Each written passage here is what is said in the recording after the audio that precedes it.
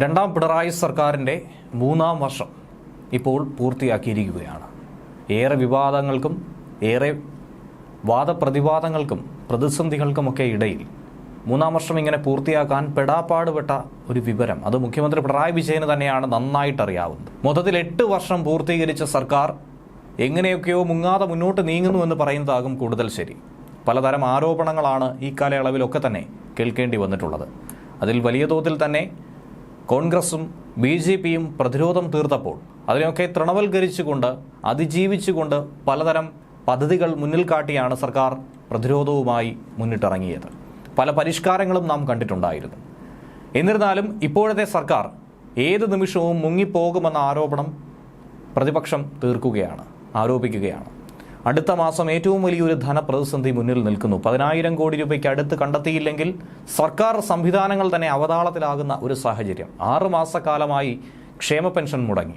3 മാസമായി സർക്കാർ ജീവനക്കാർക്കുള്ള DA കുടിശ്ശിക. അടുത്ത മാസം ശമ്പളം എങ്ങനെ നൽകുമെന്ന ആവലാതി. അതിനിടയിലാണ് ഏകദേശം 16,000-ഓളം സർക്കാർ ജീവനക്കാർ വിരമിക്കുന്നു. അവർക്കുള്ള ആനുകൂല്യങ്ങൾ നൽകാനായി 7,000 കോടി രൂപയെങ്കിലും ഏറ്റവും കുറഞ്ഞത് കണ്ടെത്തേണ്ടി വരും. എന്ത് മാർഗമെന്നറിയാതെ ധനമന്ത്രി വലിയ തോതിൽ നെഞ്ചുവേദനയായി കഴിയുന്നു. 2021 മെയ് 20-നാണ് തുടർഭരണം ലഭിച്ചത്. രണ്ടാമതും പിണറായി വിജയൻ നേതൃത്വം നൽകുന്ന ഇടതുമുന്നണി സർക്കാർ പിന്നെയും അധികാരത്തിലെത്തി.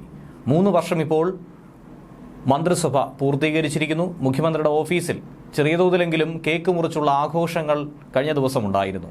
Chief secretary doctor V Venu അടക്കമുള്ളവരാണതിൽ പങ്കുചേർന്നത്. ആദ്യമായി സർക്കാർ അധികാരത്തിലെത്തിയ സമയം മുതൽ ഇന്ന് വരെയുള്ള വിവാദങ്ങൾ അത് ഒഴിഞ്ഞിട്ടില്ല. ഏറ്റവും ഒടുവിലായി കരിമണൽ ഖനനവും മാസപ്പടിയുമൊക്കെയായി ഉയർന്നു നിൽക്കുന്ന ഒരു വലിയ വിവാദ ശൃംഖലകൾ. മുട്ടിൽ മരമുറി കേസായിരുന്നു ഇതിനൊക്കെ തന്നെ തുടക്കം. ഈ സർക്കാരിൻ്റെ ആദ്യകാലത്തെ വിവാദം. കഴിഞ്ഞ 3 വർഷങ്ങളായി സർക്കാരിനെ മുൾമുനയിൽ നിർത്തിയ നീക്കങ്ങൾ പ്രതിപക്ഷം നടത്തിയിരുന്നെങ്കിൽ പോലും കസേരയ്ക്കൊരു സ്ഥാനചലനം ഉണ്ടാക്കാനോ ഒരു കുലുക്കം സൃഷ്ടിക്കാനോ അതും തന്നെ സഹായിച്ചിരുന്നില്ല. ഒന്നാം പിണറായി സർക്കാരിൻ്റെ അവസാന നാളുകളിൽ ഉണ്ടായ വലിയ വിവാദമായിരുന്നു സ്വപ്ന സുരേഷും നയതന്ത്ര സ്വർണ്ണക്കടത്തുമൊക്കെ തന്നെ.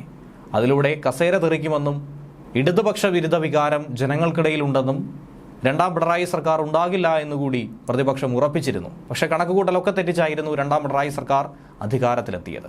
പ്രത്യേകിച്ച് പറയേണ്ടത് ആദ്യത്തെ സർക്കാരിനെ അപേക്ഷിച്ച് നിരവധി ആരോപണങ്ങൾ രണ്ടാമതായി എത്തിയ പിണറായി സർക്കാരിന് നേരിടേണ്ടി വന്നിട്ടുണ്ട് എന്നതാണ് യാഥാർത്ഥ്യം.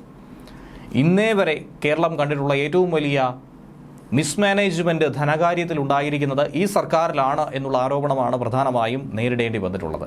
കൃത്യമായ ധനവിനിയോഗം നടത്താൻ കഴിയാത്തത് മൂലം കൊടിയ ധനപ്രതിസന്ധിയിലേക്കാണ് സർക്കാർ എത്തിയത്. അതുകൂടാതെ ഇന്നേ വരെ കേരള ചരിത്രത്തിൽ പോലും കാണാത്ത തരത്തിലുള്ള ഗവർണർ സർക്കാർ പോലും നേരിൽ കാണേണ്ടി വന്നിരിക്കുന്നു. തെരുവ് യുദ്ധത്തിലേക്ക് പോലും എത്തിയ ഒരു സാഹചര്യം ഉണ്ടായിരുന്നു. ഗവർണർ തെരുവിലിറങ്ങി ആഭ്യന്തരമന്ത്രിയെ വിളിച്ച് ശക്തമായ രീതിയിൽ ഇതിൽ ഇടപെടാനുള്ള ആവശ്യം പോലും മുന്നോട്ട് വയ്ക്കേണ്ടി വന്നു.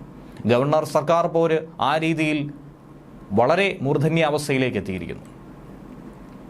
പലതരത്തിലുള്ള പ്രതിസന്ധികൾ സർക്കാരിന് മുന്നിലുണ്ടെങ്കിൽ പോലും അതിനെയൊക്കെ നിഷ്പ്രയാസം അവഗണിക്കാനായി സർക്കാരിന് കഴിഞ്ഞിട്ടില്ല എന്നുള്ളതും യാഥാർത്ഥ്യമാണ്. ഒന്ന് കഴിയുമ്പോൾ തൊട്ടടുത്തതായി മറുവിവാദം ഉയർന്നു വന്നുകൊണ്ടേയിരുന്നു. ആദ്യത്തെ സർക്കാരിനെ സ്വർണ്ണക്കടത്ത് കേസാണ് വലിയ തോതിൽ വരിഞ്ഞു മുറുകിയതെങ്കിൽ രണ്ടാം പിണറായി സർക്കാരിൽ ഇത് ആയുധമാക്കി മാറ്റിയെങ്കിലും സ്വപ്ന സുരേഷ് പിന്നീട് പല ആരോപണങ്ങൾ ഉയർത്തിയെങ്കിലും അതൊക്കെ തന്നെ വെള്ളത്തിൽ വരച്ച വര പോലായി ആ സമയത്ത് പ്രതിരോധം തീർത്തുവെങ്കിലും പിന്നീട് ആ പ്രതിസന്ധിയൊക്കെ തന്നെ ഒഴിഞ്ഞു മാറുകയായിരുന്നു. എന്നാൽ ഇത്തവണത്തേത് ഏറ്റവും അധികം ക്ഷേമ പെൻഷനും അതുപോലെ തന്നെ ധനപ്രതിസന്ധിയും തന്നെയാണ്. സർക്കാർ ഉദ്യോഗസ്ഥർക്ക് ശമ്പളം നൽകാൻ കഴിയാത്തതാണ് വലിയ തോതിൽ വെല്ലുവിളിയായി മാറിയതും. അതുതന്നെയാണ് സർക്കാരിനെ തന്നെ തിരിഞ്ഞുകൊത്തുന്നത്.